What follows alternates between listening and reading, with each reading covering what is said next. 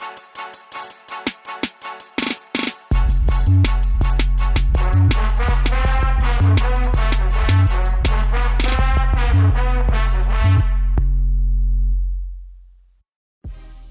you for tuning in to Dynamic Art LLC. I'm your host, Daniel Butler, and today's series of shows are dedicated to creating prints with your artwork. We're going to take you through 3 different steps to create these prints. The first step is doing our drawing. Next step is doing our painting. And the last step will be creating 2 different types of prints, one from the drawing and one from the painting. Stay tuned. This is our reference material. This is a picture I took of a tiger at the zoo. We're going to use that. We're also going to use a number 2 pencil and a pump pencil with a sharpener and a white eraser.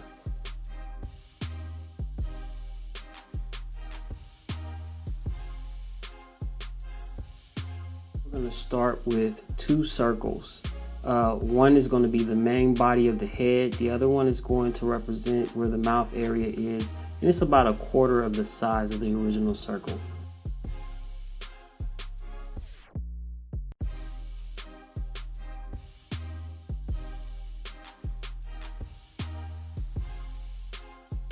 We're going to build off of these 2 circles, and we're just going to create a structure, an outline for the shape of our tiger, and we're going to use our reference after that to basically gauge how close things are to our actual outline of our design that we initially create, basically filling in the empty spaces that are missing, like the stripes and the eyes and different things of that nature, the ears. And it's all based around the structure that we're creating with these 2 circles. We're going to use these 2 circles as a building block, or in this case a building circle, to construct what we want to do. And by using these geometrical shapes, it makes it easier to get your initial design down.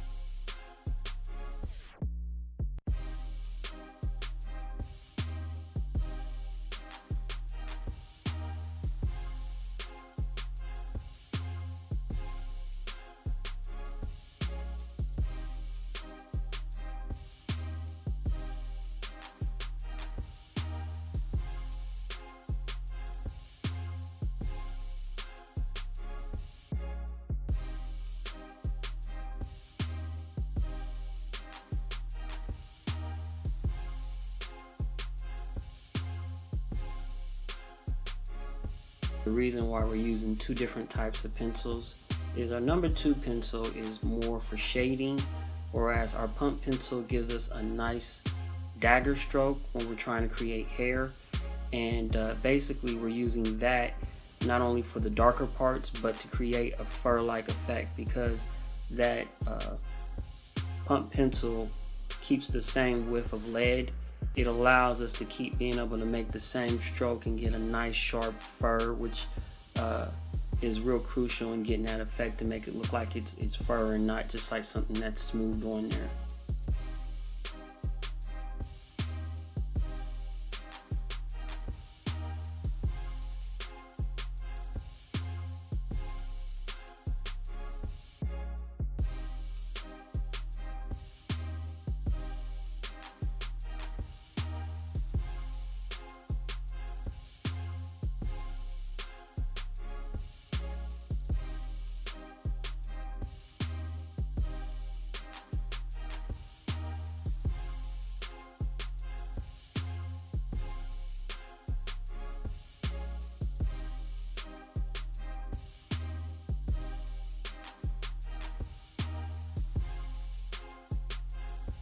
Now that we have our initial outline, we're going to go into some shading, and we're going to switch out to our pump pencil. And what we're doing is we're going to create the darkest part of our initial drawing first by shading in all the dark areas, and this will give us a better reference for the other shades that need to be in this design. We're going to go from dark to light in this case, instead of light to dark like in a lot of cases that you'll see me do in the future. But this just establishes basically the tones that we need to use in order to make our image properly come up off the page and look more three-dimensional.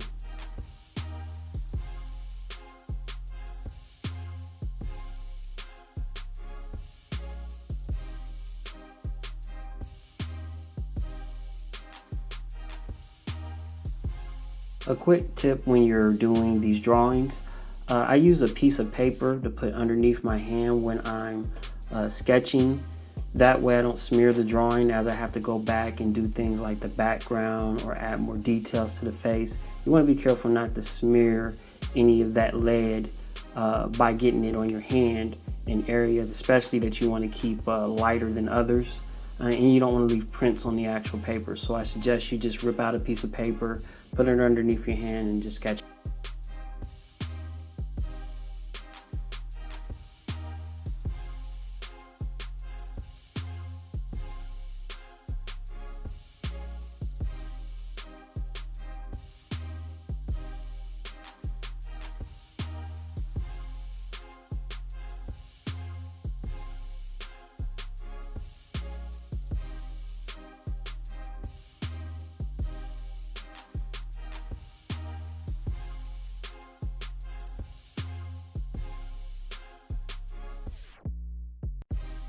Now this tiger is in water, and we want to simulate that by also having the wet fur look. But what we're going to do is we're going to switch out to our number 2 pencil once we get the outline of where we want the water at, and we're going to shade all that area in to make sure that we get a nice smooth blend instead of a furry, fuzzy type look. We want everything to look smooth when it comes to the water.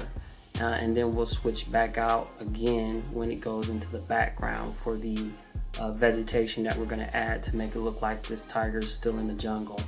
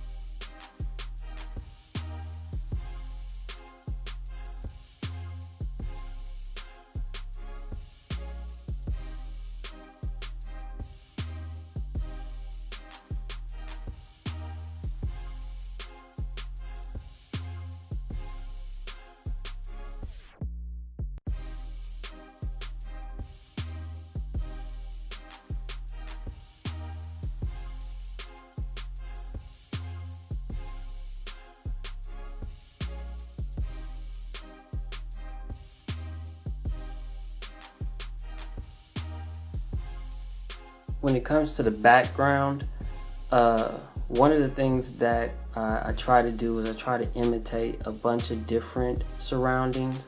I don't look at any one particular jungle scene, but I try to mimic the shapes and the shades, you know, whether they're light or they're dark, because it can be real hard to kind of draw every little single leaf and every little single print. You just kind of want to do the shades and outlines of them, and it gives the visual effect that you're looking for.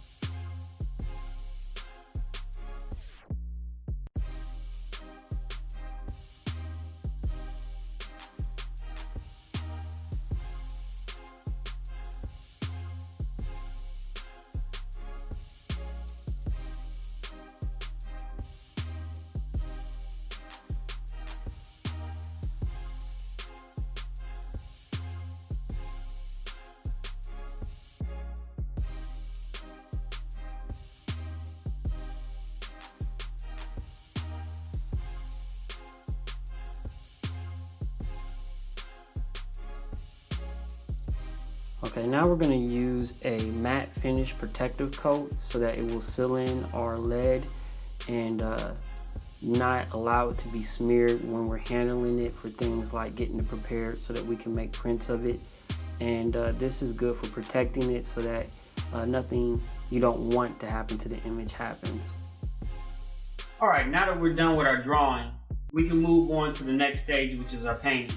But before we do that, I want to explain to you, by doing a nice illustration of our painting, or before we do our painting, in pencil or whatever medium you prefer, gives you the opportunity to think about things that you want to fix before you actually hit the canvas. So let's go ahead and move into part 2 of this, and we're going to make some changes and some alterations, but I ultimately think that we're going to have 2 different well-gifted prints for our final project. Please subscribe so that we can blow up this channel. Have a good day.